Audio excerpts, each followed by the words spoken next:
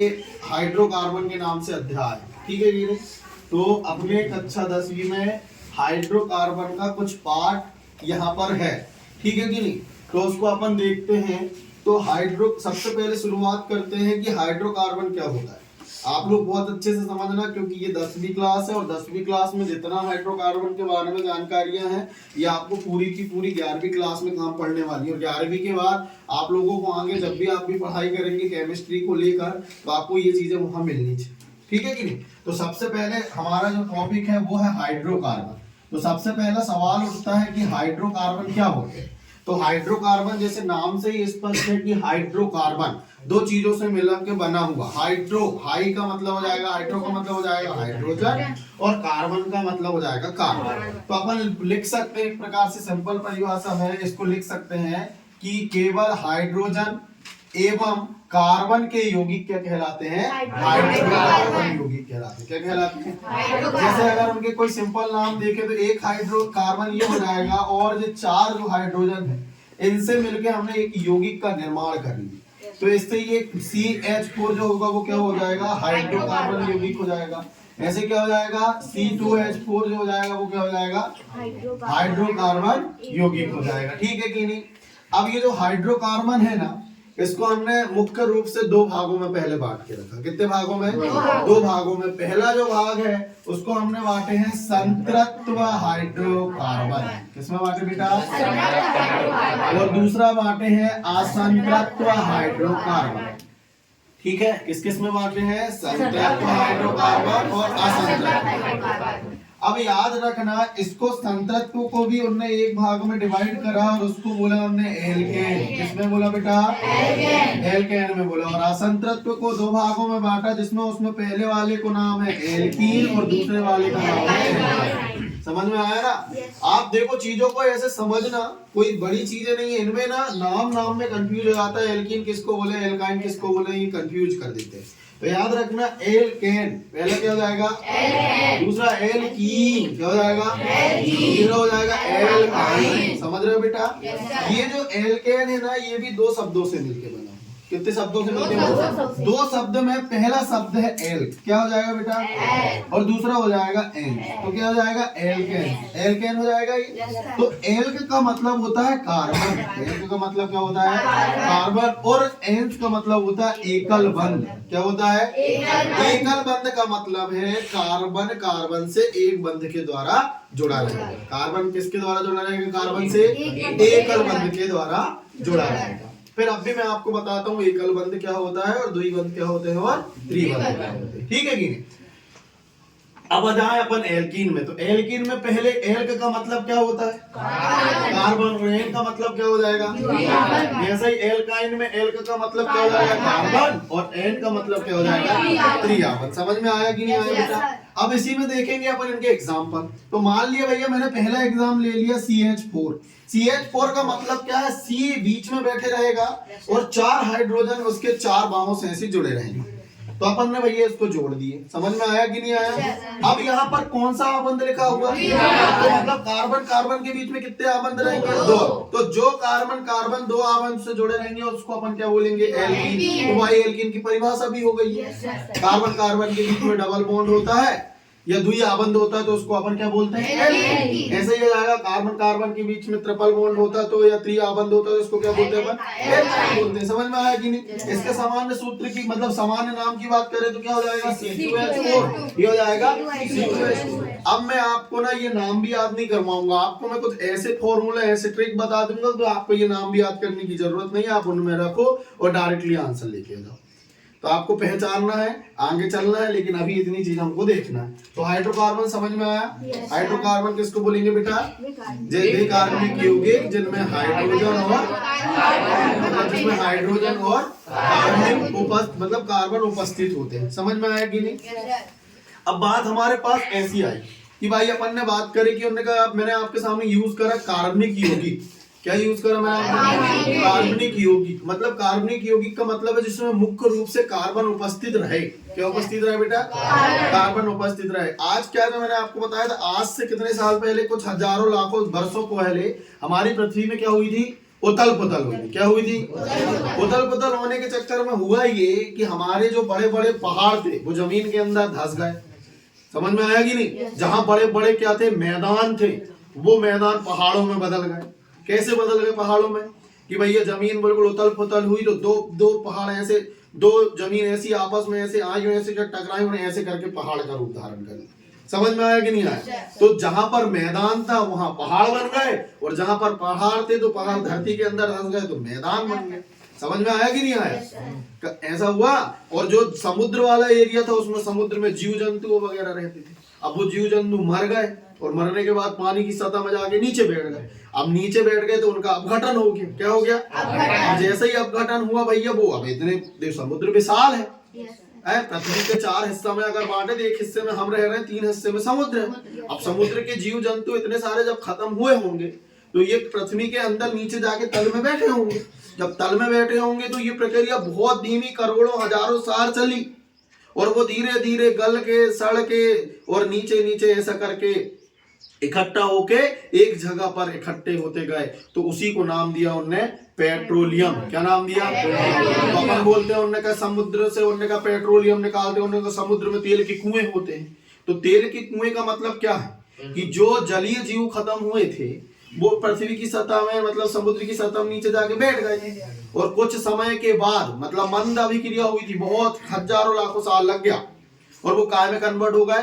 Petroleum. अब वो petroleum को हम निकालते हैं, और निकालने के बाद उसको हम उसका क्या करते हैं? शोध करते हैं। क्या करते हैं? शोध करते, तब हमको पेट्रोल प्राप्त होता है, फिर डीजल प्राप्त होता है। समझ रहे कि नहीं? डामर जो अपन देखते हैं रोडों में वो प्राप्त होती है, फिर अपन को कुछ गैसें प्राप्त होती हैं। समझ में आया कि नहीं आया? तो पेट्रोलियम से ही हमको विभिन्न प्रकार के ये जैसे डीजल, पेट्रोल वगैरह मिलते हैं। ये कच्चा टाइप का निकलता है, उसको जब अपन प्रयोगशाला में प्रयोग करते तो अलग अलग प्रकार के अपन को डीजल, मिट्टी तेल, ये केरोसिन वगैरह प्राप्त होते हैं। तो उसको अपन बोलते हैं कार्बनिक यौगिक, जिसमें कार्बन मुख्य रूप से उपस्थित होते हैं। इन्हीं को अपन ने बांटे भाई इस रूप में। समझ में आया बेटा? चलिए अब आगे चलते हैं इसकी श्रृंखला में कि एल्केन, एल्कीन और एल्काइन में मुख्य अपन अंतर देख लेते हैं। अंतर कहा जाए या इनके बारे में जानकारी कहा जाए, तो मैंने अब भी आपको बताया कि एल्केन किसे कहते हैं? कि भैया जिसमें कार्बन कार्बन के बीच में एक बंध, और इसमें कार्बन कार्बन के बीच में, और कार्बन कार्बन के बीच में 3 बंध हो। समझ में आया कि नहीं बेटा? अब मैं आपको ज्यादा शॉर्ट में समझा देता हूँ, डिटेल से ना बता के। कार्बन का परमाणु क्रमांक जो होता है, कार्बन का परमाणु क्रमांक होता है 6।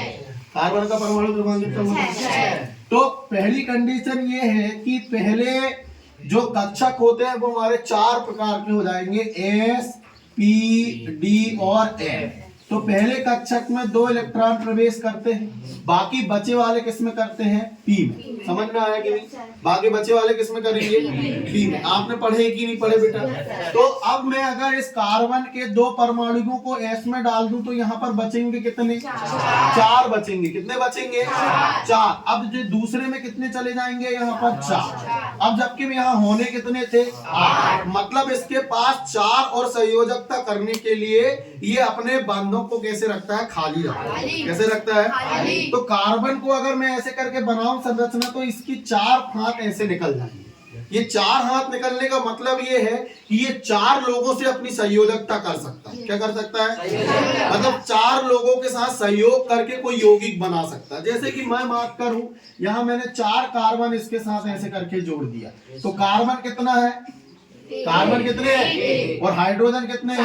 1, 2, 3 और 4। तो मैंने यहाँ लिख दिए, तो ये हो क्या आया? CH4। और CH4 को क्या बोलते हैं? मीथेन। क्या बोलते हैं बेटा? मीथेन बोलते हैं। समझ में आया कि नहीं?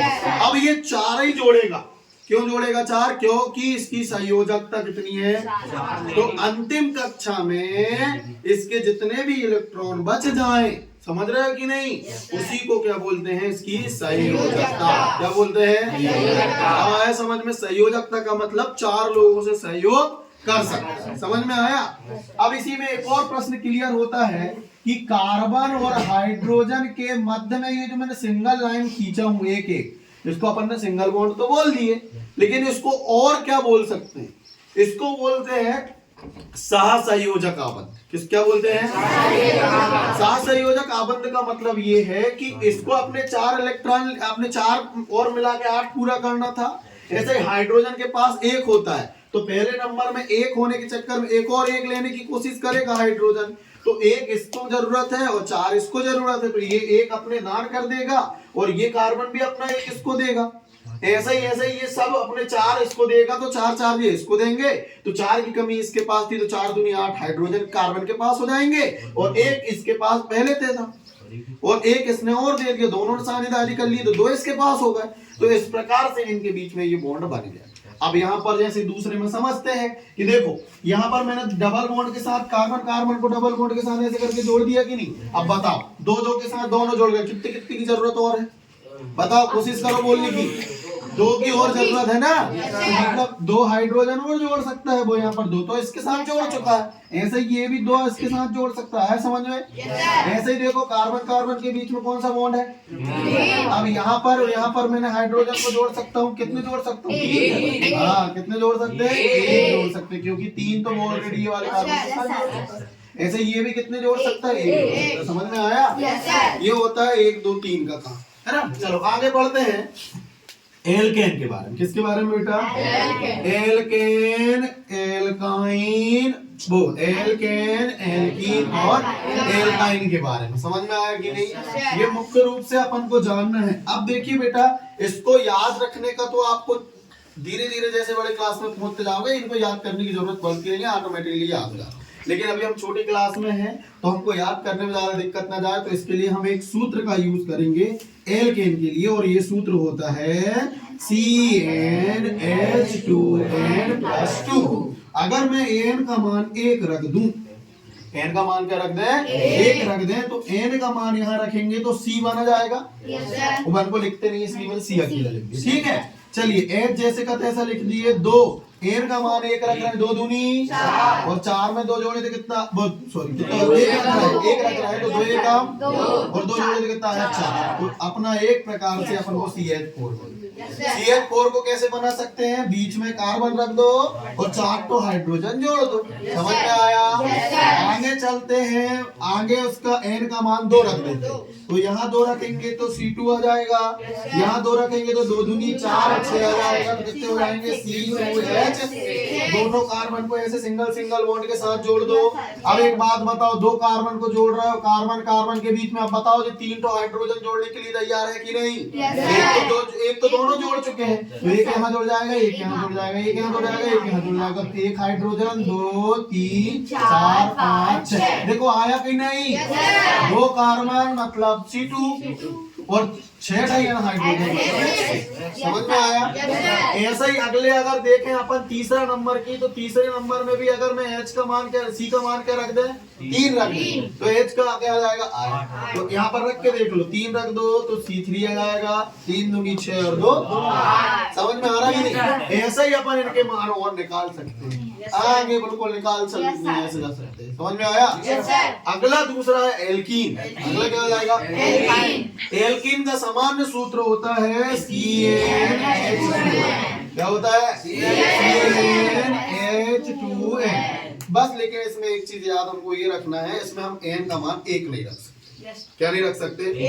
अब n का मान हम क्या रखेंगे? हम 2 से शुरुआत करेंगे। चलो n का मान हम 2 रखेंगे। n का मान जैसे ही 2 रखे, तो यहाँ भी n का मान 2 रखना पड़ेगा। 2 दूनी 4 C2H4 क्या जाएगा?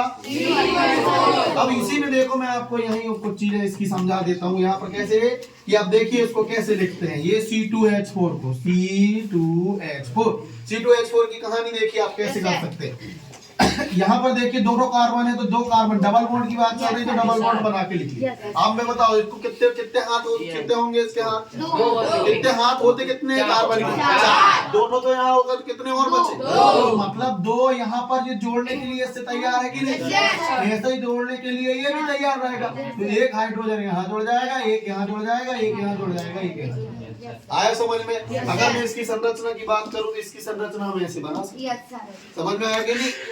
आया कि नहीं बेटा? समझ में आया? अब देखो इसी को मैंने ये जो लिखा हूं, आप कहोगे सर ये कैसा लिख दिया आपने, तो अब ये भी मैं बता देता हूं आपको, ये कैसे लिख सकते हैं इसको।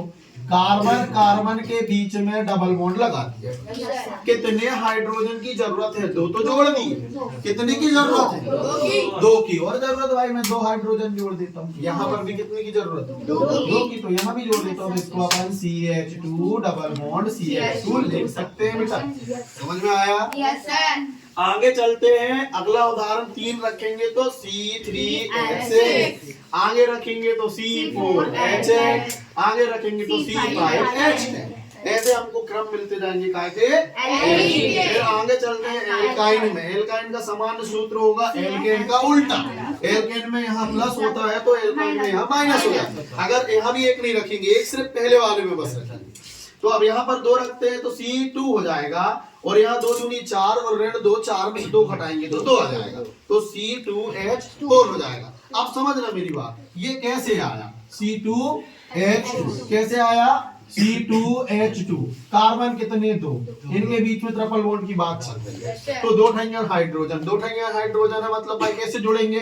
3 यहाँ होगा, 1 यहाँ जुड़ जाएगा, 1 कार्बन यहाँ था, 3 इसके जुड़ गया, 1 यहाँ पर जुड़ जाएगा, तो इनके बीच में ट्रिपल बॉन्ड बन जाएगा इस टाइप का। तो ऐसे ही आएगा अपना C2H2, C3H4, C4H6, C5H8, C6H10। ऐसे अपन को क्रम में मिल जाए। समझ में आया कि नहीं? अब आइला इसमें एक जादू।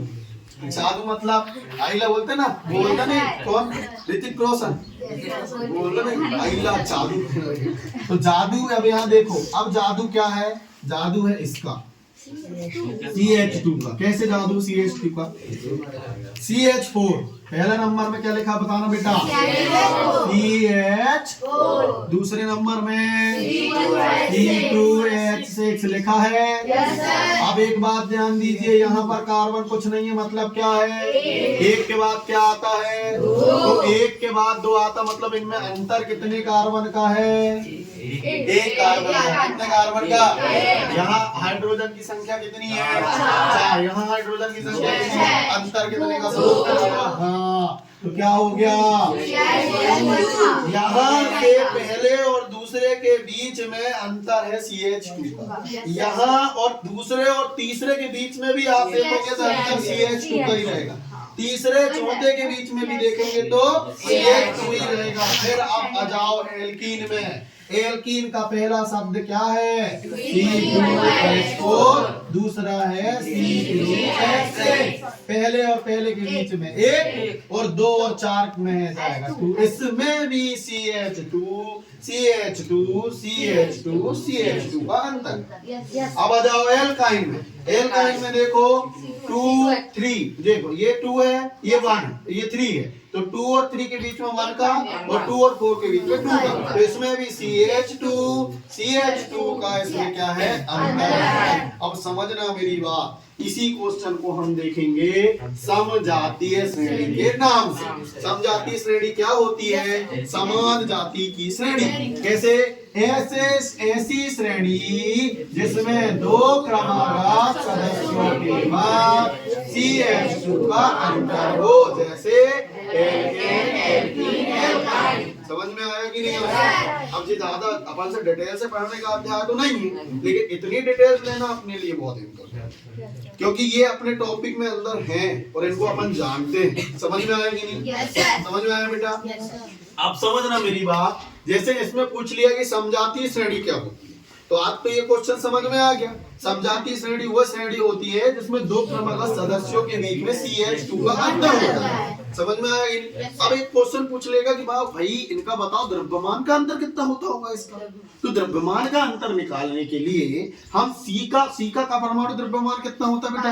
12। समझ रहे कि कितना होता है? और हाइड्रोजन का परमाणु क्रमांक भी 1 होता है और द्रव्यमान भी 1 होता है, तो 1 में 2 का गुणा करें तो 2 1 और 12 इसका होता है, और 2 जे निकल गए तो 12 और 2 जोड़े तो 14। यू का मतलब होता है यूनिट। यू का मतलब कितना होता है? तो 2 क्रमागत सदस्यों के बीच जो अंतर होता है CH2 का होता है, और द्रव्यमान का जो अंतर होता है वो अंतर होता है 14 यूनिट का।